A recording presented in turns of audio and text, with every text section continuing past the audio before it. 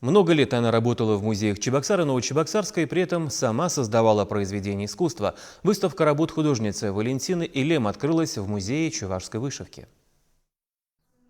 Еще в детстве она брала цветные карандаши и разрисовывала учебники брата. На страничках книг появлялись яркие птицы, вырастали деревья. Так началось знакомство Валентины Илем с живописью.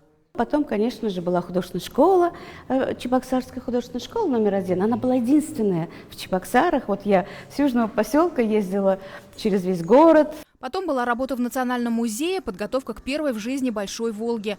Тогда у Валентины Илем появился свой стиль, который она сама называет амбарным. Цвет картин такой приглушенный. Это художница связывает с чувашской вышивкой.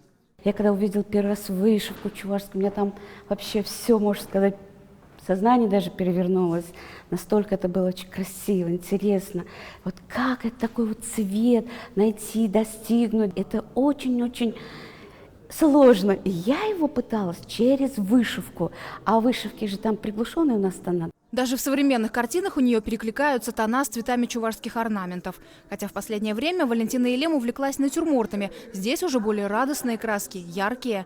Такое настроение, говорит художница. Много лет она посвятила музеям Чувашии, работала с мастерами декоративно-прикладного творчества, проводила исследования на тему чувашской культуры.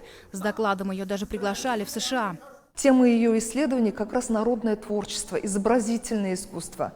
И она все эти предметы, которые мы видим на ее полотнах, видела, исследовала, трогала, сама собирала в разных экспедициях. Ее работы выставлялись и во многих городах России и других странах. Сейчас жители Чебоксар могут познакомиться с необычным творчеством художницы.